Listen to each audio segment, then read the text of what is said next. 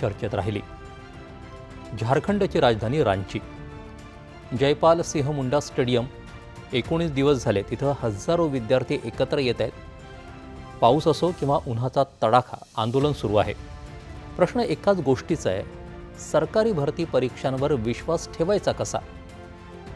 JPSC म्हणजे Jharkhand public service commission आणि JSSC म्हणजे झारखंड स्टाफ सिलेक्शन कमिशन। त्या राज्यातल्या महत्त्वाच्या विभागांची सरकारी भरती या संस्थांच्या माध्यमातून होते। पण 14व्या JPSC नागरी सेवा पूर्व परीक्षेच्या निकालानंतर अनियमिततेचे आरोप झाले। विद्यार्थ्यांनी परीक्षा रद्द करण्याची, संपूर्ण प्रकरणाची CBI चौकशी करण्याची आणि भरती प्रक्रियेत मूलभूत सुधारणा करण्याची मागणी केली। 29 जुलैला हजारो विद्यार्थ्यांनी रांचीमध्ये मोर्चा काढला। या आंदोलनामागे केवळ निकालाचा वाद नाही, JPSC आणि JSSCच्या विविध परीक्षांमध्ये अनियमितता, निकालातली विसंगती आणि परीक्षा प्रक्रियेत पारदर्शकतेचा अभाव असल्याचे आरोप यापूर्वी देखील झाले आहेत। 14व्या JPSC प्रकरणात राज्याच्या CIDनं तपास सुरू केला। JPSC कार्यालयासह विविध ठिकाणी छापे टाकण्यात आले। परीक्षा प्रक्रियेशी संबंधित काही अधिकाऱ्यांसह खाजगी संस्थेशी संबंधित व्यक्तींनाही अटक झाली। त्यानंतर JPSCनं नागरी सेवा मुख्य परीक्षेसह काही परीक्षा पुढे ढकलल्या। विद्यार्थ्यांच्या मागण्या स्पष्ट आहेत। 14वी JPSC पूर्वपरीक्षा रद्द करा, JSSC CGL सह गैरव्यवहारांशी संबंधित परीक्षा रद्द करा, TDPL या परीक्षा प्रक्रियेशी संबंधित संस्थेच्या भूमिकेची चौकशी करा आणि सर्वात महत्त्वाचं म्हणजे संपूर्ण प्रकरणाची स्वतंत्र CBI चौकशी करा। त्याचबरोबर भरती प्रक्रियेत पारदर्शकता, निश्चित वेळापत्रक आणि भविष्यात पेपरफुटी किंवा गैरप्रकाराला वाव राहणार नाही अशी व्यवस्था करण्याची मागणी आहे।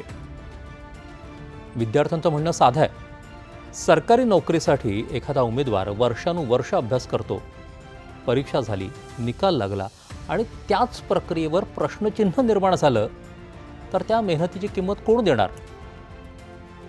विद्यार्थी आंदोलनाचा चेहरा ठरले ते देवेंद्रनाथ महतो। 2 ऑगस्टपासून त्यांनी आमरण उपोषण केलं आहे।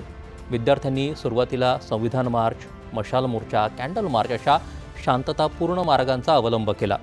सरकारशी चर्चेच्या फेऱ्याही झाल्या, मात्र ठोस निर्णय न झाल्यानं आंदोलन तीव्र झालं।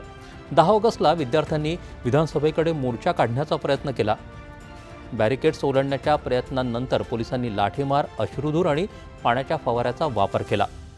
मोर्चा संवेदनशील परिसरात जात होता म्हणून तो रोखण्यासाठी पोलिसांना कारवाई करावी लागली असं सरकारचं म्हणणं, तर विद्यार्थ्यांचा आरोप आहे की त्यांच्या मागण्या ऐकून घेण्याऐवजी त्यांच्यावर बळाचा वापर करण्यात आला। विद्यार्थी आंदोलन तीव्र झालंय, सोबत राजकीय संघर्ष देखील। भाजपानं सरकारवर विद्यार्थ्यांच्या भवितव्याशी खेळल्याचा आरोप करत CBI चौकशीची मागणी केली।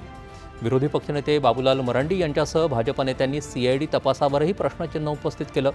दुसरीकडे सरकारकडून आरोप झाला की विद्यार्थ्यांच्या आंदोलनाचा राजकीय फायदा घेण्याचा प्रयत्न केला जातोय। या आंदोलनानंतर मुख्यमंत्री हेमंत सोरेन यांनी विधानसभेत 14वी JPSC नागरी सेवा परीक्षा रद्द करण्याची घोषणा केली। त्याचबरोबर आणखी 2 JPSC परीक्षा रद्द करण्याची आणि TDPL मार्फत झालेल्या परीक्षांची चौकशी करण्याची भूमिका सरकारनं घेतली आहे। पण विद्यार्थ्यांची एक प्रमुख मागणी अजूनही कायम आहे, स्वतंत्र CBI चौकशी आणि भरती व्यवस्थेत व्यापक सुधारणा। त्यामुळे परीक्षा रद्द करणं हा शेवट नाही, तो पुढच्या प्रश्नाची सुरुवात आहे। सरकारी भरतीची परीक्षा म्हणजे केवळ प्रश्नपत्रिका आणि निकाल नव्हेत, ती तरुणांच्या मेहनतीवर आणि राज्याच्या व्यवस्थेवरील विश्वासावर उभी असते। तो विश्वास एकदा तुटला तर तो पुन्हा निर्माण करण्यासाठी केवळ परीक्षा रद्द करणं पुरेसं ठरणार नाही।